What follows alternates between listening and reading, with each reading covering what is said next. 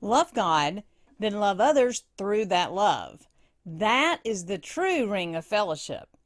Today on Growing Hope, we talk tips for building foundational fellowship for growing up place in purpose. It's time for Growing Hope, the show determined to grow up hearts open to pursue the extraordinary.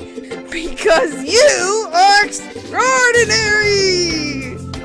And now, live from a little cabin in the woods, nestled along Big Spring Creek, it's your host, Kathryn Lang. Hello and welcome to Growing Hope, where we come together to share thoughts and ideas for walking out our place in purpose. I am Kathryn Lang, your purveyor of snarky rainbows, just spreading a little bit of twisted encouragement to make you smile, because it makes me smile. And when I have the chance to share smiles, it makes me smile even more. Smiles create joy, and joy grows up strength.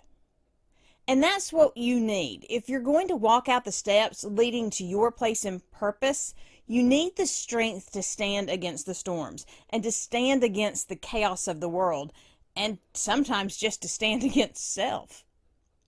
Understanding your uniqueness will make all the difference in your life. And through your life, it will make all the difference in the world.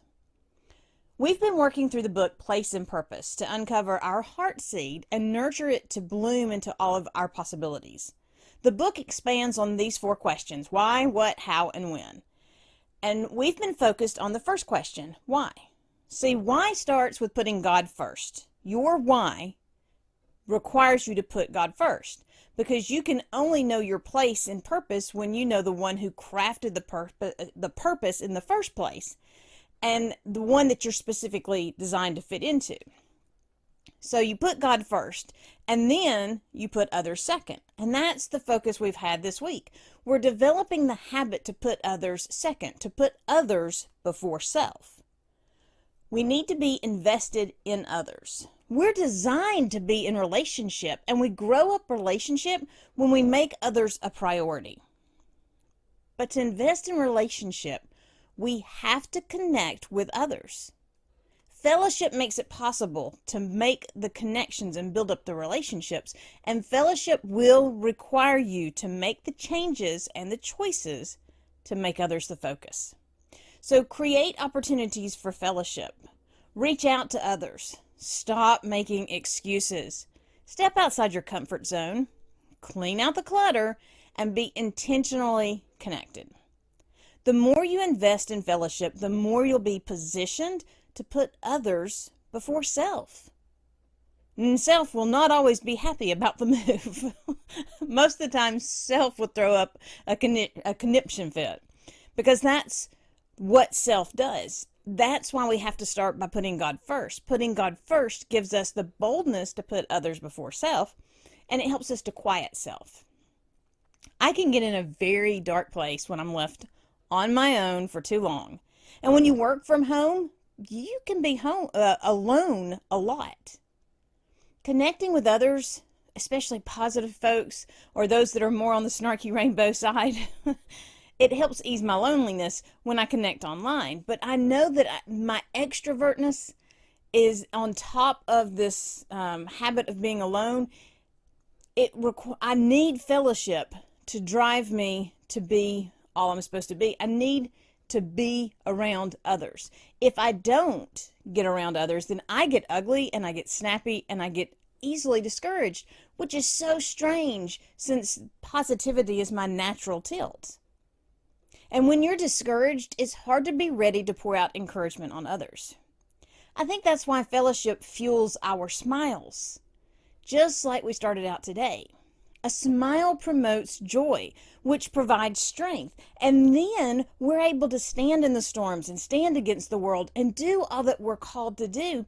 But it starts with that fellowship. And it doesn't have to be like an all-day event to count. It could be coffee or just a phone call. Yes, you can still call people.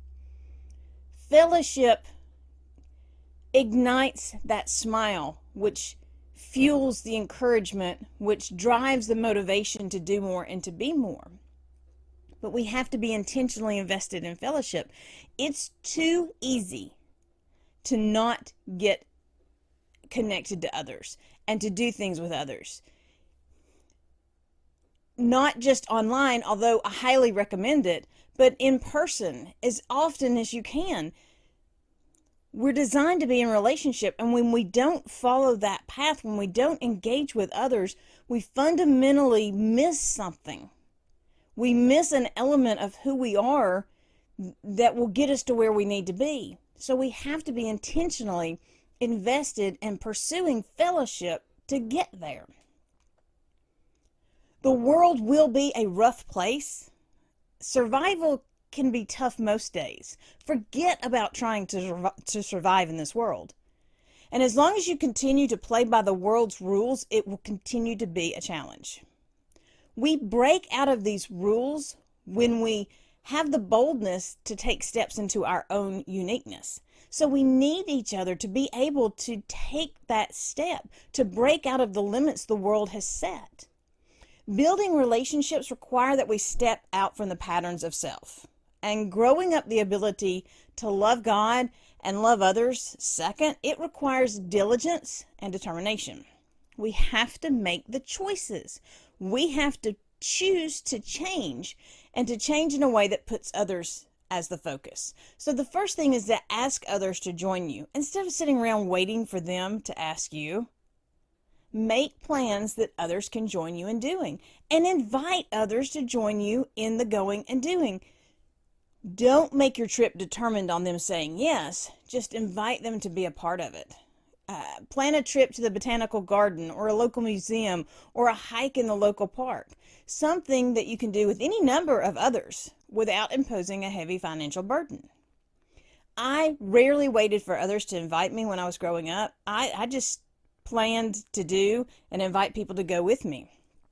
I had transportation.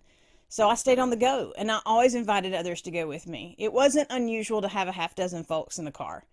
And we were just going and doing and having fun along the way. If you wait around for the invite of others, you may be waiting a long time. And they may be waiting for you to make the invite. The second thing is to stop making excuses. Stop making excuses to stay back or to not join. You can always find a reason not to. If you want to find a reason not to, there's one there. But it's just as easy to find a reason and a way to join in. You just have to choose to join in. I was invited to one of these learn about our products kind of event, which is really code for hanging out, eat snacks, and have fun. I had been invited to one before, and I had gone and had a good time.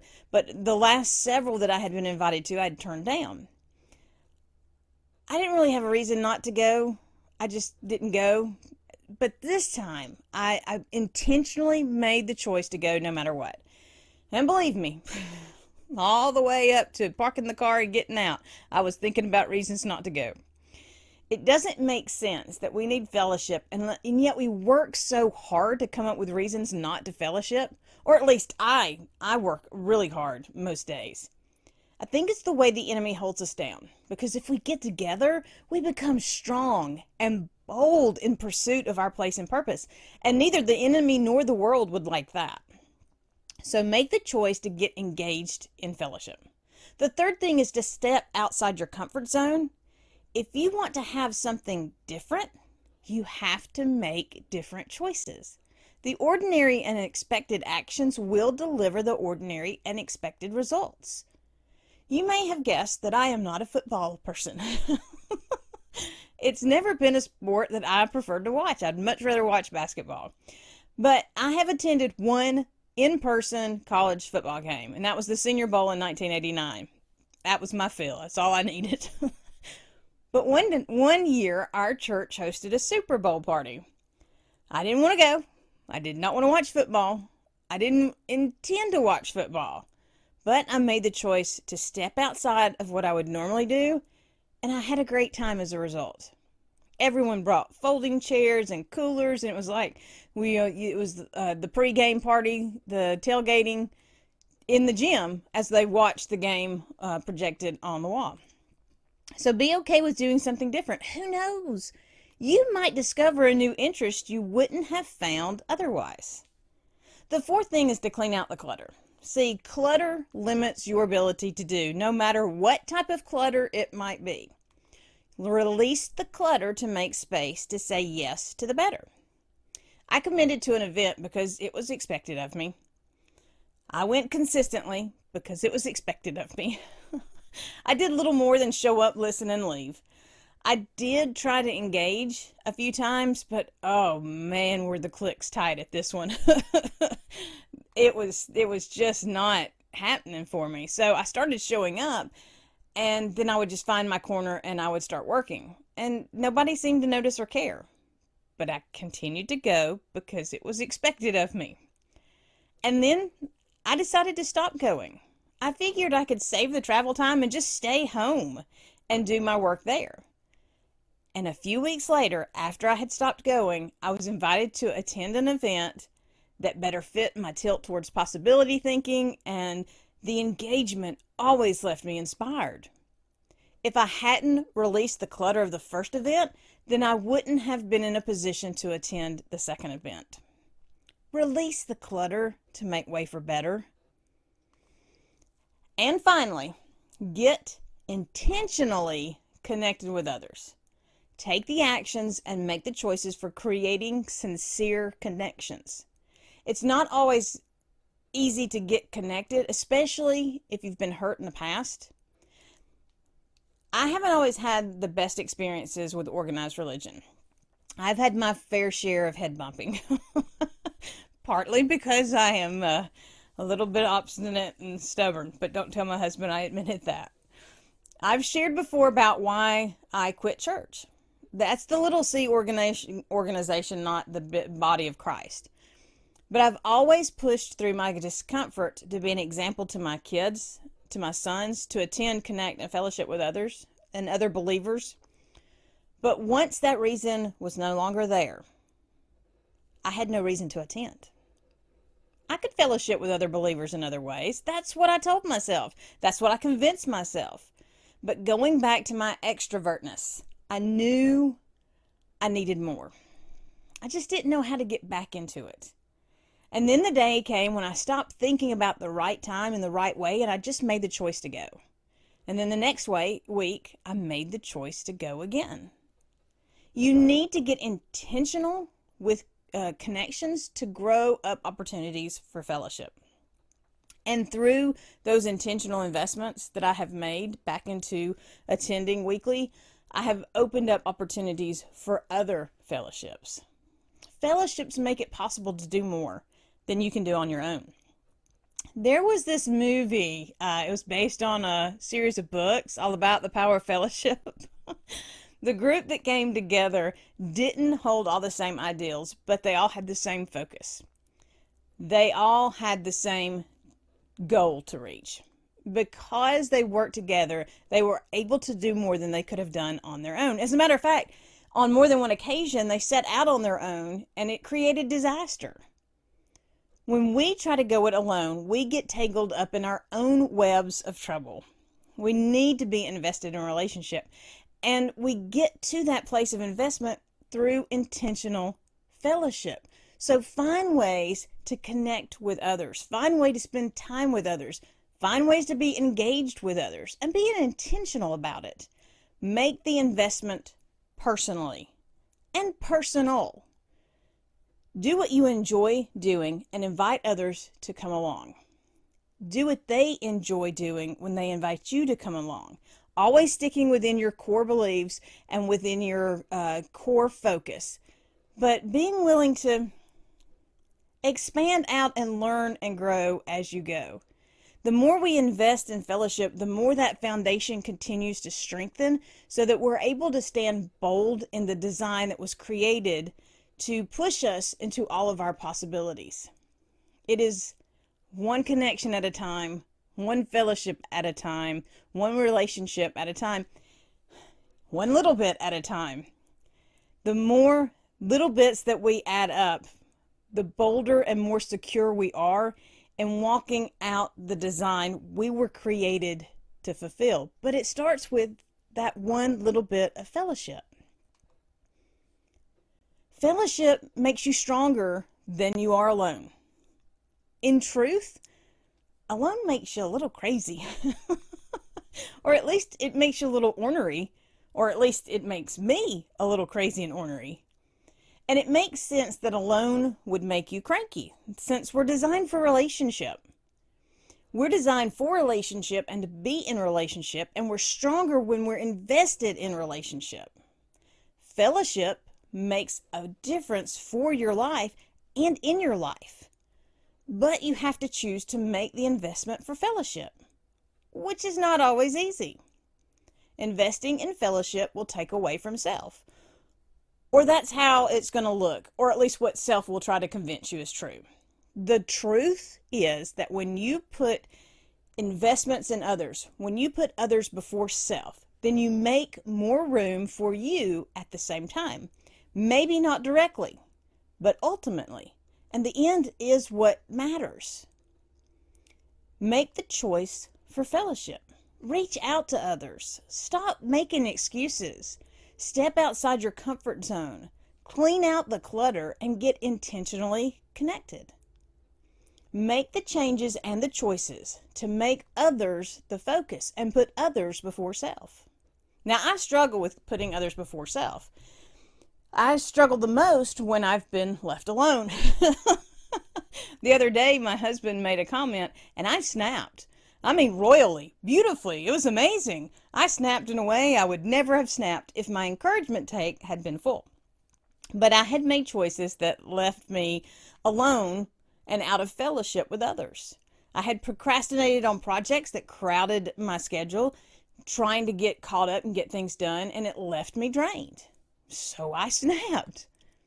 Snapping is never good for anyone. I need to get more intentional in making time for fellowship and in finding ways to be invested in fellowship, because I don't want to be snappy with the people around me. I need to be willing to invite others to do things and plan on doing things that I can invite others to join in doing. We all have to make the choice for fellowship, and we need the fellowship to be the best that we can be. Thank you so much for joining me for today's Growing Hope. It fuels my motivation when you take a moment to invest in this show and to invest with me, which is really what fellowship is all about. It's all about investing in others. It's all about encouraging the others. And then when you encourage them, encouragement multiplies and it expands back on you. If we're going to find our way to put others before self, then we're going to have to be invested in fellowship. And we have to build a habit of putting others before self if we're going to live bold, in purpose, and on purpose. Your heart seed grows up into something that is a blessing and a benefit to others. It has to be a blessing and a benefit to others. That's how it's designed. It is grown up through the love of God and then cascades over into the love of others. And fellowship, it nurtures the heart seed and allows it to come to that place of full bloom. If you are not invested in understanding your heart seed and growing up your heart seed and nurturing your heart seed to that full bloom, then you will never be in a position to walk out your place and purpose.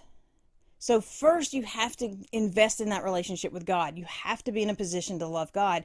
And through that love of God, you love others. You find your way to be in relationship with others and to serve others and to put others first and to fellowship with others, because we are designed for relationship and we are stronger and bolder when we're there. I am Kathryn Lang, and I'm here to tell you that hope makes a difference because every day holds a promise of more, and every action contains the power of possibility. It is not about what the world says or even what the world shows. The strength of hope and encouragement will and does push through the limits and the walls of the world. My prayer is and always will be that the words I share are helping establish foundations of hope that will shatter the delusions of the world around us. Until next time, be blessed and be a blessing. Thank you for joining us for Growing Hope with Kathryn Lang, where we are sharing hope, encouragement, and inspiration to do more. Visit www.kathrynlang.com to invite Kathryn to be part of your event or to share your own stories of possibility living. Until next time, remember that a seed of hope planted and nurtured will grow up into a world of possibilities.